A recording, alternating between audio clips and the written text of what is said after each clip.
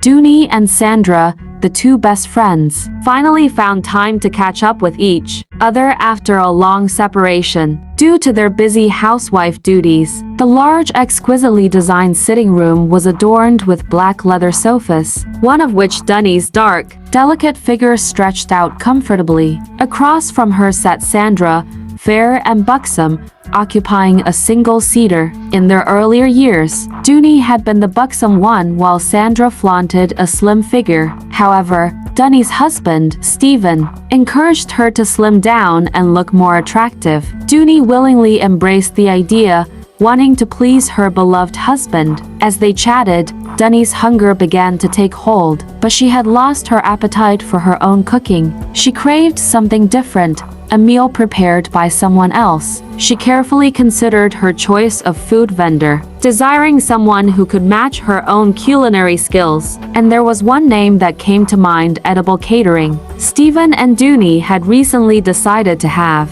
separate rooms to allow Stephen to focus on his project. He had explained the need for solitude and occasional travel. In response, Stephen suggested that Dooney spend time with her recently widowed mother at regular intervals. Dooney, who didn't have a job but enjoyed spending her husband's money on self-care, shopping, and luxurious vacations, agreed wholeheartedly. Stephen never complained and even encouraged her indulgences. Before marrying Stephen, Dooney had been known for her exceptional cooking skills, which had endeared her to him. However, once they were married, she found herself cooking only for herself since Stephen was rarely available due to his demanding schedule. Eventually, Dooney grew tired of her own meals and longed for a change. That's when she heard about Edible Catering, a popular catering service known for its exquisite meals and reliable delivery. Curiosity piqued. Dooney noticed a constant caller named Edible Catering on Stephen's phone. He explained that his friend, Luke, also patronized their services and highly recommended them. Luke happened to be Sandra's husband, and Stephen introduced the couple shortly after getting engaged. To Dooney, Stephen's endorsement and Luke's approval gave Dooney confidence in the quality of Edible Catering's food. As Dooney shared her fairy tale-like story with Sandra, she forgot about her hunger. Engrossed in the conversation with her attentive friend, hours passed by, filled with laughter and reminiscing. Eventually, their laughter subsided, and hunger once again made its presence known. Dooney groaned and clutched her stomach, prompting Sandra's concern. "What's wrong?" Sandra asked, her face displaying worry. "Are you okay?" "It's all because of a silly lady," Dooney replied, her voice laced with discomfort. Amused, Sandra quipped mischievously, "Did she talk you into becoming a surrogate mom?" Dooney chuckled dryly, "Oh no, what for? I heard it's in vogue now. I'm about to give this lady a solid treat." In tune with Dooney's intentions whenever she mentioned giving someone a treat, Sandra straightened up in her seat,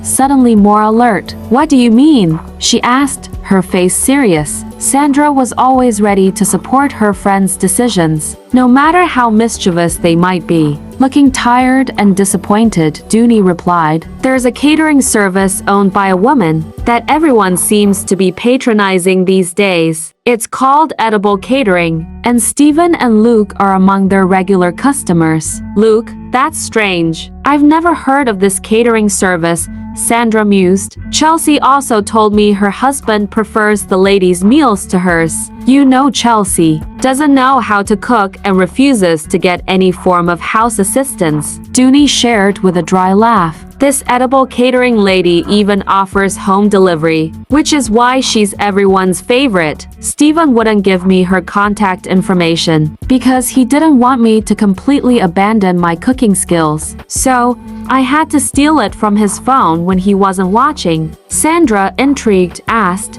"Have you tasted her food yet?" Dooney shook her head. "Not at all, but I trust Stephen's judgment. He has an impeccable taste for good meals." Sandra playfully teased, "Why do you want to eat her meals? You're a great cook in your own right. It's what helped you win your man, remember? I mean, I still remember how Connell used to beg you not to leave him alone. That broke and hungry guy leveraged your cooking skills for free meals." They both burst into laughter, reminiscing about old times. Dooney joined in. He almost emptied my business. But thank God for my Stephen Isagina Namdi #1, my one and only knight in shining armor who came to my rescue.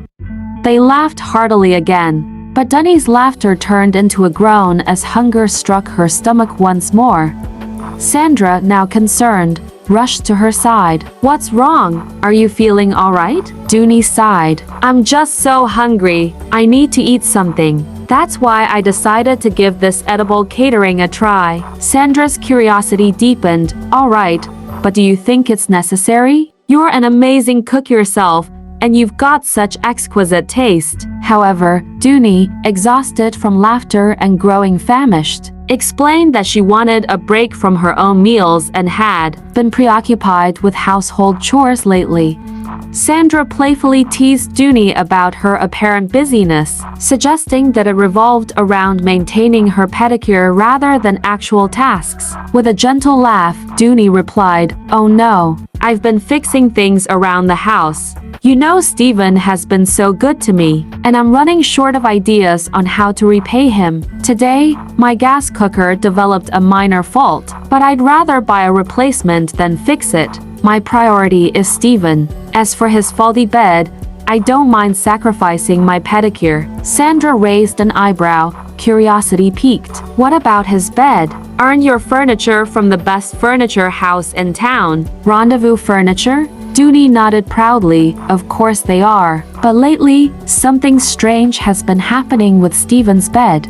It keeps getting dislocated. He's not even a heavy sleeper. I don't know why it's been happening, but I don't mind sacrificing my pedicure to fix it. My priority is Stephen, my baby boy." Sandra raised an eyebrow, intrigued by the mysterious bed dislocations. "That's peculiar, but let's focus on the food situation. What exactly did this silly girl say to you?" Dunny's frustration flared up. "I called and placed an order for jollof rice, creamy vegetable salad, barbecued chicken, and dodo. But instead of being polite, she became hostile. She even accused me of bothering her. She also called me unspeakable things." Sandra was taken aback. "That's incredibly rude. I'm sorry you had to go through that." Dooney, determined, declared, "She cannot go unpunished for her insolence. I'm going to take this up with her. I can afford to buy hundreds of her kind, even with her fame. I should call the commissioner of police right now and sue her for the insult and name-calling." Dooney reached for her phone, ready to dial, but Sandra stepped in and gently took the phone from her hand. "Wait, Dooney, let's think this through. You said she's famous, right?" Dooney scoffs, "And so?" Dooney hesitated, uncertainty flickering in her eyes. "Yes, Stephen mentioned that." Sandra continued, "Well, I heard that the commissioner of police has been more interested in taking selfies with celebrities than arresting them when they misbehave." Dooney laughed. "I hope you know that was a joke, right? A joke linked to his corrupt tendencies." Suddenly, Dunny's expression softened as she realizes the truth in Sandra's words. "You're right." Dooney decided to reconsider her hasty decision. She took a deep breath and reached out to retrieve her phone from Sandra. Dialing another number, she put the call on speaker so Sandra could listen in. As the phone rang, Sandra's own phone chimed in with an incoming call. Startled, she fumbled awkwardly to silence it and headed outside to pick up the call. "Oh, this silly driver. He is saying it is high time to go home," she muttered, flustered. Dooney, with innocent curiosity, asked, "Why is he making decisions on your behalf?" Sandra laughed nervously, trying to regain her composure. "Well, he tends to take things into his own hands sometimes, but let me run off to see him. I'll be back shortly." Just as Dooney was about to give up on the call, a voice finally answered, "Hello, this is Edible Catering. How may we assist you?" Dooney, taken aback by the familiar voice, froze momentarily. It was Sandra's voice on the other end of the line. Her mind raced, trying to make sense of the situation. Was it a coincidence, or was there something more to this? Dooney, maintaining her composure as she peeps, replied professionally, "Good evening.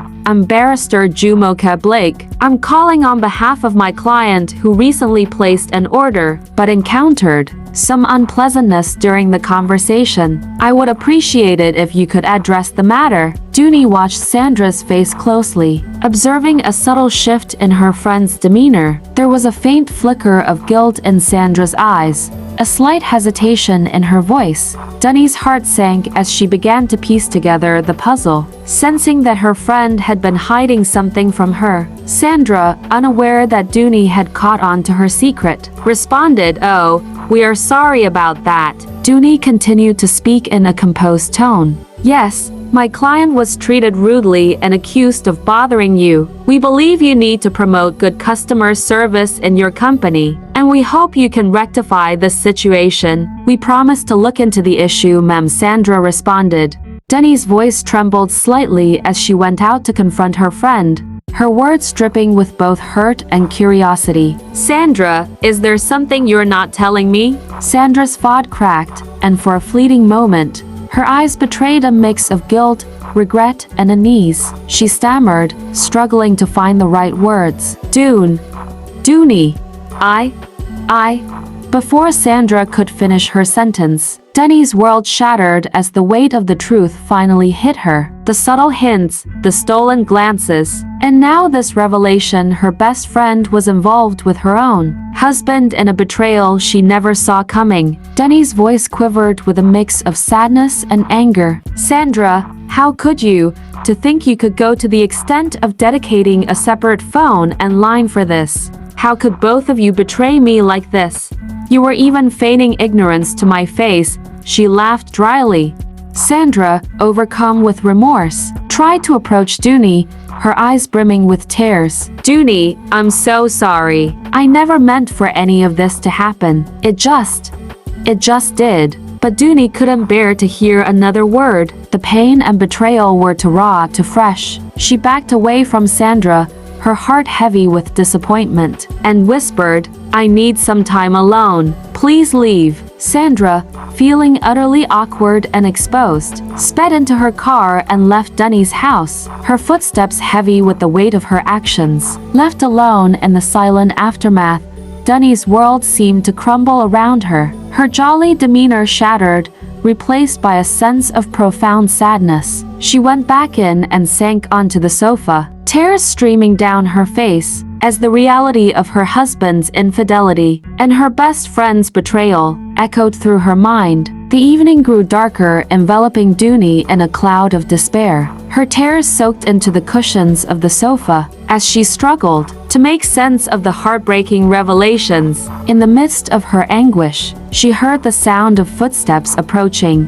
and her husband, Stephen, entered the room with a concerned expression on his face. "Dooney, my love, what happened?" Stephen's voice was filled with genuine worry as he rushed to her side, embracing her tenderly. Through choked sobs, Dooney managed to speak, her voice laden with pain. "Stephen, I found out about you and Sandra." Stephen's eyes widened in surprise, and he feigned shock, shaking his head vehemently. "What? No, Dooney, it's not what you think. Sandra and I are just friends. I promise you, there's nothing going on between us." Dooney looked at him, her eyes filled with skepticism. "But the phone call, edible catering." "I heard Sandra's voice." Stephen took a deep breath, his face a mask of determination. "Dooney, I need you to trust me. I wanted to surprise you. Sandra and I planned this together. We wanted to organize a special dinner catered by Edible Catering, as a way to show you how much we appreciate you. It was meant to be a secret until tonight." Confusion mingled with the remnants of pain in Dooney's eyes. "But why would you keep it a secret? Why involve Sandra?" Stephen's gaze softened as he cupped Dooney's face in his hands, looking deeply into her eyes. "We wanted to make it a memorable surprise. Dooney, we know how much you love good food and how exhausted you've been lately. Sandra thought it would be a perfect way to pamper you and give you a break from cooking. Please, my love, believe me." Dooney's heart wavered between doubt and a glimmer of hope. She desperately wanted to believe Stephen's words, to hold on to the love and trust they had built over the years. Slowly, she nodded, her tears subsiding. Stephen embraced her tightly, whispering soothing words against her ear. "I'm so sorry for any misunderstanding, Dooney. I never wanted to hurt you. We'll cancel the surprise if that's what you want. But please know that I love you, and I would never do anything to jeopardize our marriage." Dooney let herself be comforted in Stephen's arms. The weight of suspicion momentarily lifted from her shoulders. She clung to the possibility that there might still be an innocent explanation, a way to salvage the trust they had built. As the night wore on, they spoke at length, unraveling the web of miscommunication and mistaken assumptions. Stephen painted a vivid picture of the surprise dinner they had planned, promising to make it an unforgettable evening filled with love and devotion. With a mix of hesitation and hope, Dooney decided to give their marriage another chance. The truth behind Sandra's involvement remained unsaid, unwritten suspense lurking in the shadows. For now, Dooney would tread cautiously, mindful of the fragility of trust and the need for open communication. And so, in the midst of uncertainty, Dooney and Stephen began the challenging journey of rebuilding their relationship, hoping that love, forgiveness, and a shared commitment would guide them back to the happiness they once knew. And hoping she truly bought his story. Little did he know that she invited Sandra over to clear the hearsay and suspicion. What she'll do with her findings is up to her.